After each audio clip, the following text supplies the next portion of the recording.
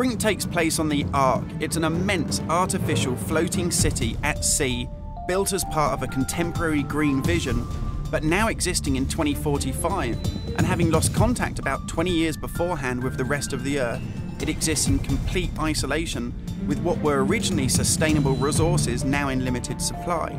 The result of this is that competing social factions have been thrown into an isolated and horrific conflict. We're heading to the Ark's airport. This was the original location that celebrities flew in and out of and had their photo opportunities, but it's also, because it's been deserted and disused for 20 years, the ideal location for me to show you a couple of the game's features in the absence of any enemies.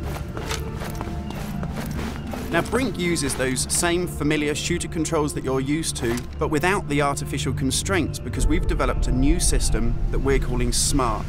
It stands for Smooth Movement Across Random Terrain. If you walk up to something that's an obstacle, just as you would do in any other shooter, you'll stop. But if you want to try and indicate to the game that you want to get somewhere as quickly as possible, using this SMART button, you're able to vault, mantle, and climb with ease. And this is a cool system for helping you navigate through the game, but it's not an autopilot. You don't enter a canned animation that you can't get out of. It's great for advanced players too. If you're approaching an obstacle like a security sensor, and you want to make it through that obstacle without perhaps alerting the enemy to your presence, you could just look up and you'll mantle up and over that automatically. And by the same token, if you use your same SMART button just running towards something and looking down, you'll indicate to the game that you're able to slide under something.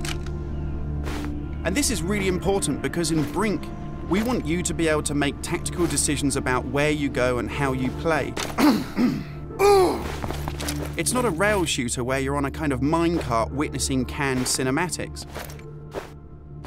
And that's important too, because in Brink, irrespective of whether you play offline or online, you can create a cool identity for yourself that really reflects how you want to play the game.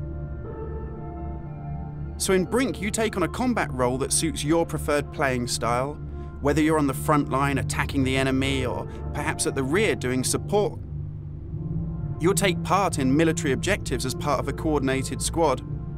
And when you complete these successfully, you'll earn experience points that allow you to unlock cool upgrades for your weapons, really cool abilities that suit the way that you want to play, and also cool outfits that reflect what a badass you are.